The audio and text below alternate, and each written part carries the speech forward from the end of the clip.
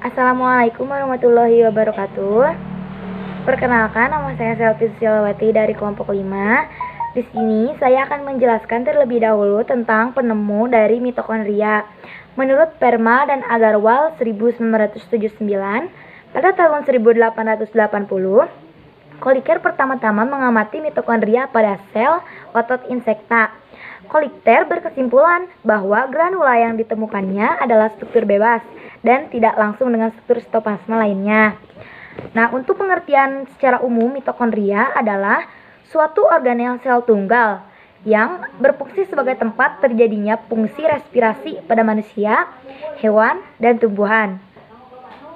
Contohnya saja, ketika proses metabolisme homeostatis kalsium, asam lemak, transduksi, jaringan seluler, dan biosintesis, primidina, dan pengolahan protein untuk dijadikan sebuah energi.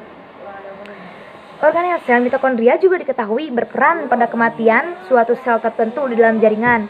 Contohnya, ketika di dalam jaringan tubuh ada suatu proses sel yang berpenyakit, maka mitokondria akan menyeleksi organisme sel agar tidak berkembang di dalam jaringan tubuh.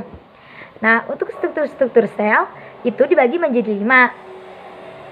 Yang pertama adalah membran bagian luar. Nah, untuk membran bagian luar itu terdapat di bagian ini. Ini merupakan membran bagian luar.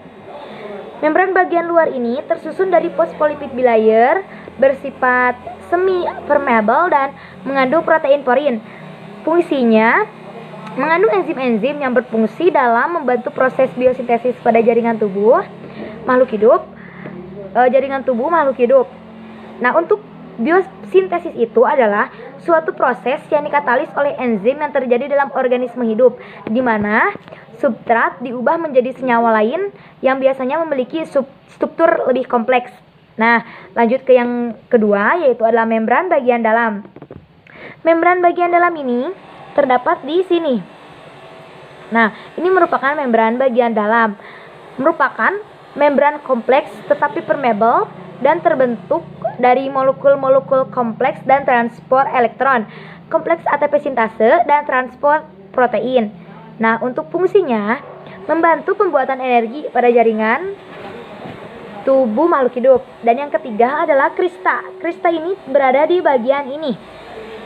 Nah, ini adalah krista. Krista adalah suatu lipatan yang berada pada membran dalam mitokondria. Fungsinya yaitu adalah dapat membantu perluasan struktur membran yang berada di dalam sel. Ketika molekul-molekul DNA, mitokondria berkembang lebih banyak. Nah, untuk yang keempat yaitu adalah ruang antara membran. Ruang antara membran itu terdapat di sebelah sini. Nah, ini merupakan ruang antara membran. Merupakan ruang yang terdapat di antara membran luar dan membran dalam. Ruang antar membran bertanggung jawab atas fosforisasi oksidatif atau penambahan fosfat untuk pembentukan ATP.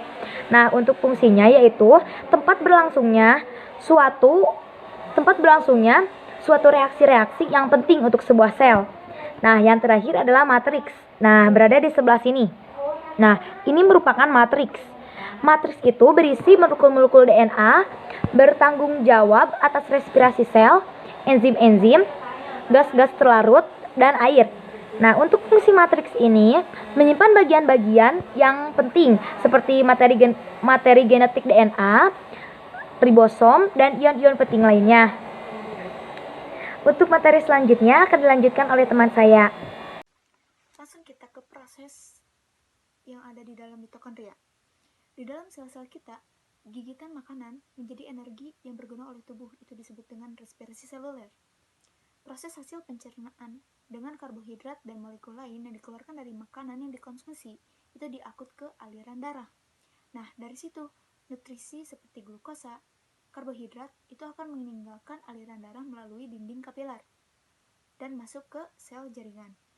Setelah di dalam respirasi seluler, sel benar-benar akan mengoksidasi molekul glukosa melepaskan elektron berenergi tinggi. Tujuan keseluruhan adalah untuk membuat ATP. Penyimpanan energi untuk sebagian besar sel. Respirasi seluler adalah proses 4 tahap yang dimulai dari glikolisis. Nah, glikolisis secara harfiah itu pengubahan glukosa ya. yang terjadi di sitoplasma. Glikolisis terdiri dari dua fase yang berbeda. Nah, fase yang pertama itu memproduksi energi, dan fase yang kedua itu menghasilkan energi. Pada fase produksi energi, dua molekul ATP mentransfer energi ke molekul glukosa, membentuk molekul difosfat gula 6 karbon. Molekul ini membagi dan tahap menghasilkan energi pun itu dimulai. Selama fase ini, dua molekul 3 karbon dikonversi menjadi piruvat dan ATP pun terbentuk. Dalam proses ini, molekul ATP, dua molekul piruvat, dua energi tinggi, elektron membawa molekul NADH yang dihasilkan. Nah, ketika oksigen hadir, molekul piruvat dan NADH masuk ke mitokondria. Dan tahap berikutnya dari respirasi seluler pun dimulai. Tahap selanjutnya dari respirasi seluler melibatkan pergerakan piruvat ke dalam mitokondria, di mana dapat mengalami oksidasi. Setiap molekul piruvat diubah menjadi senyawa yang disebut dengan asetil-CoA. Dalam proses oksidasi piruvat elektron ditransfer ke NAD, produksi NADH. Dan karbon hilang membentuk karbon dioksida adalah siklus asam sitrat yang disebut juga dengan siklus Krebs. Asetil-CoA akan mengikat senyawa awal yang disebut dengan oksaloaksetat dan melalui serangkaian reaksi redoks enzimatik. Semua karbon hidrogen dan oksigen di piruvat akan berakhir sebagai karbon dioksida dan air. Nah, jalur ini disebut dengan siklus Krebs karena oksaloaksetat adalah awal dan akhirnya senyawa. Untuk setiap glukosa yang masuk ke glikolisis, siklus selesai 2 kali. Nah, sekali untuk setiap molekul piruvat yang masuk ke mitokondria. Selama oksidasi piruvat dan siklus asam sitrat, 8 NADH, 2 FADH2, 2 ATP, dan 6 CO2 yang diproduksi untuk setiap molekul glukosa dalam rangka untuk memahami bagaimana energi yang dihasilkan oleh respirasi aerobik. Molekul NADH dan FADH2 masuk ke tahap berikutnya, yaitu rantai transfer elektron atau RTE. Adalah serangkaian membran terikat dalam mitokondria yang lulus elektron dari satu ke yang lain. Elektron ditransfer antara protein membran sel mampu menangkap energi dan menggunakannya untuk menghasilkan molekul ATP. Protein dalam rantai pompa ion hidrogen ada di seluruh membran. Ketika ion hidrogen mengalir kembali melintasi membran melalui ATP sintase. ATP disintesis oleh enzim, yaitu ATP sintase, di mana menerima elektron. Oksigen berkurang untuk membentuk air.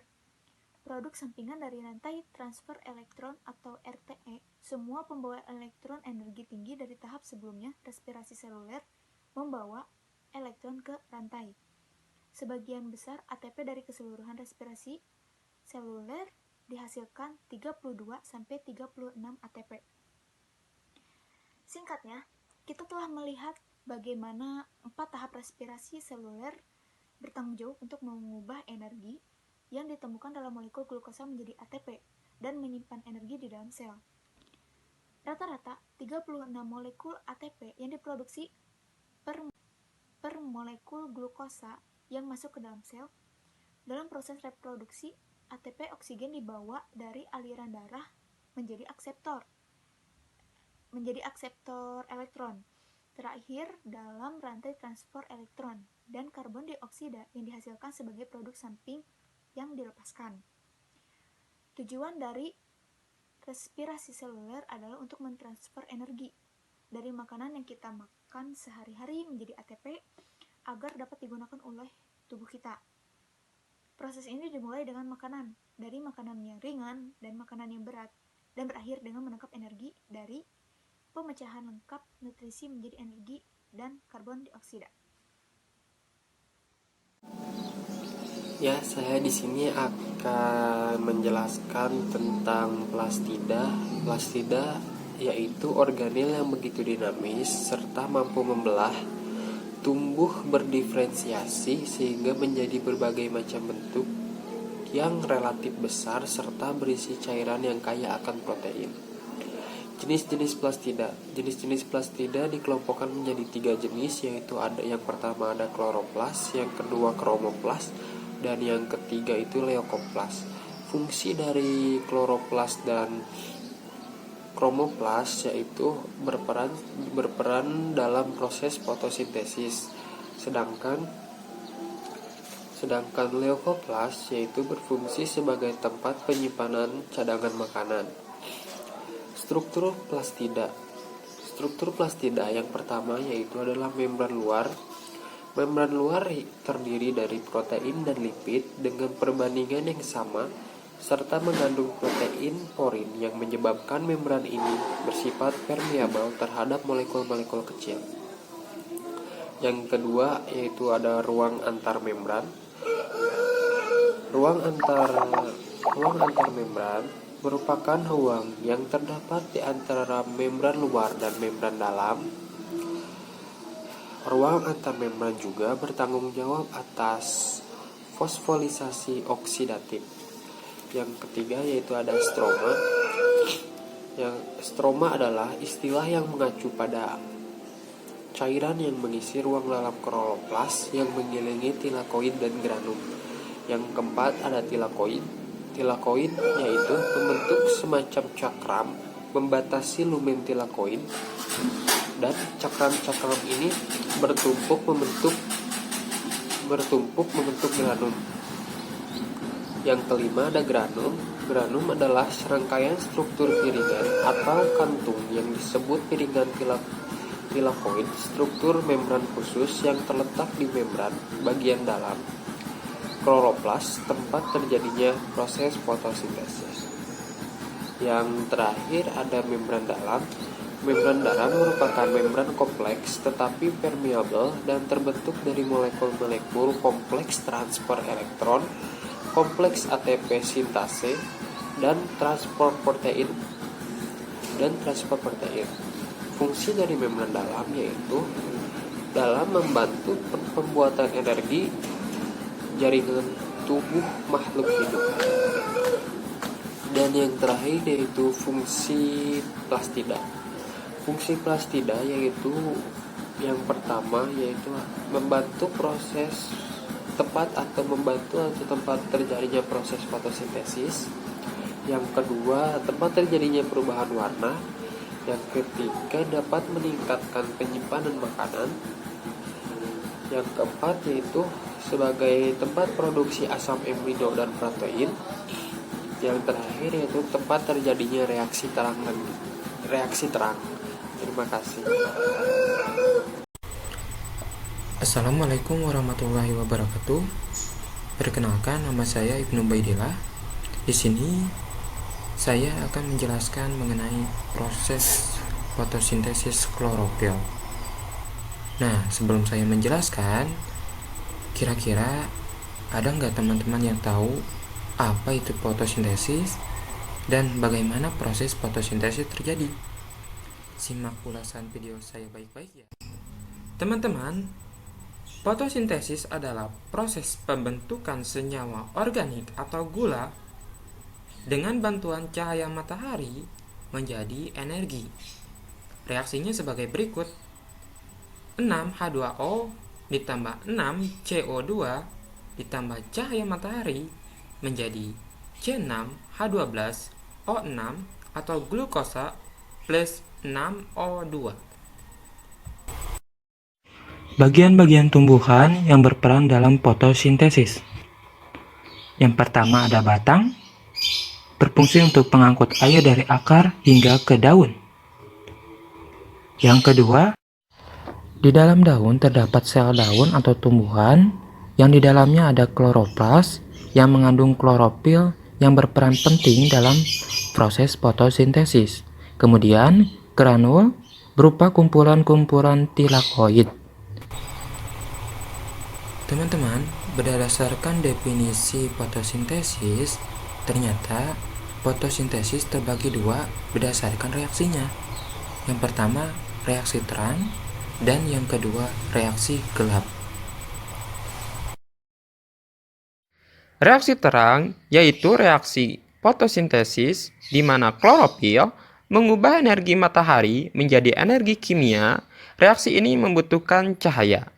Sedangkan reaksi gelap yaitu reaksi fotosintesis yang tidak memerlukan cahaya, di mana terjadi pembentukan karbohidrat melalui perubahan zat karbon dioksida dan air. Proses fotosintesis dimulai dari cahaya matahari yang masuk melalui sel-sel daun yang mengandung klorofil. Kemudian daun menyerap energi cahaya yang kemudian mengubahnya menjadi energi kimia. Udara yang mengandung karbon dioksida selanjutnya masuk ke dalam daun dan mengakibatkan karbon dioksida menyebar di antara sel-sel daun. Selanjutnya, akar menyerap air yang dibutuhkan untuk proses fotosintesis. Air tersebut mengalir dari akar, kemudian ke batang, dan terakhir ke daun. Molekul air dipecah oleh energi cahaya menjadi oksigen dan nitrogen. Molekul hidrogen bergabung dengan molekul karbon dioksida membentuk glukosa dan hasil fotosintesis akan menjadi makanan tumbuhan dan oksigen yang akan.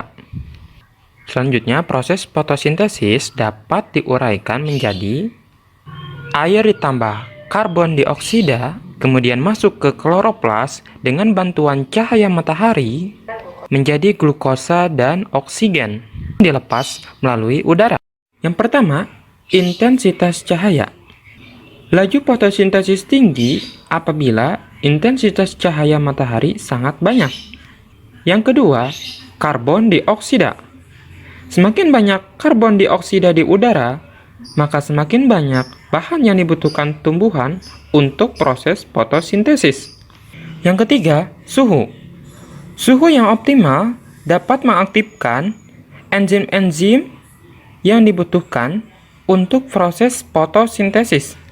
Yang keempat, kadar air.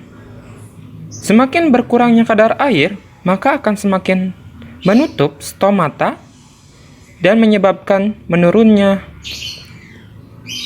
laju fotosintesis. Yang kelima, kadar fotosintas. Jika kadar fotosintas berkurang, maka laju fotosintesis akan meningkat. Tahap tumbuhan. Semakin kecil tumbuhan, maka akan semakin kecil pula tahap pertumbuhan di. Semoga bermanfaat ya teman-teman. Terima kasih.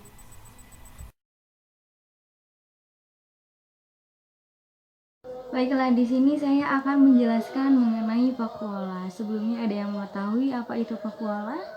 Ya, vakuola merupakan ruang dalam sel yang berisi cairan atau dalam bahasa Inggrisnya sering kita sebut sebagai sel sap yang berupa rongga yang diselaputi membran atau tonoplas. Cairan ini merupakan air dan di dalamnya terdapat zat terlarut seperti enzim, lipid, alkoid, garam mineral, asam, dan basa. Selain itu, juga terdapat asam organik, asam amino, glukosa, dan gas. Vakuola sering kita temukan pada semua sel tumbuhan, namun tidak kita jumpai pada sel hewan dan bakteri, kecuali pada hewan uniseluler tingkat rendah. Nah, sekarang kita lanjut ke jenis-jenis vakuola. Vakuola terbagi menjadi dua jenis, yaitu vakuola kontraktil dan vakuola non-kontraktil atau vakuola makanan. Vakuola kontraktil berfungsi sebagai osmoligator, yaitu pengatur nilai osmotik sel atau ekskresi. Vakuola non-kontraktil berfungsi sebagai mencerna makanan dan mengedarkan hasil makanan. Pada sel daun dewasa, vakuola mendominasi sebagian besar ruang sel, sehingga seringkali terlihat sebagai ruang kosong karena sitosol terdesak ke bagian tepi dari sel. Nah, vakuola berfungsi sebagai yang pertama, tempat penyimpanan zat makanan seperti amilum dan glukosa. Tempat penyimpanan pigmen, daun, bunga, dan buah. Juga tempat penyimpanan minyak aksirik, yaitu minyak, golongan minyak yang memberikan bau khas seperti kayu putih. Selanjutnya, fungsi vakuola yaitu mengatur turgiditas sel atau tekanan osmotik sel. Kemudian, vakuola juga berfungsi sebagai tempat penimbun sisa metabolisme dan metabolisme sekunder seperti getah karet, alkoid, tanin, dan kalsium oksatit. Bagi tumbuhan, vakuola berperan sangat penting dalam kehidupan karena mekanisme pertahanan hidupnya bergantung pada kemampuan vakuola menjaga konsentrasi zat-zat terlarut di dalamnya. Proses pelayuan misalnya terjadi karena vakuola kehilangan tekanan turgor pada dinding sel. Dalam vakuola terkumpul pula sebagian besar bahan-bahan berbahaya bagi proses metabolisme dalam sel karena tumbuhan tidak mempunyai sistem ekskresi yang efektif seperti pada hewan. Tanpa vakuola, proses kehidupan pada sel akan berhenti karena terjadi kekacauan reaksi biokimia. Mungkin hanya itu yang dapat saya sampaikan mengenai vakuola. Kurang lebihnya mohon maaf. Kami dari kelompok 5 mengucapkan wassalamualaikum warahmatullahi wabarakatuh.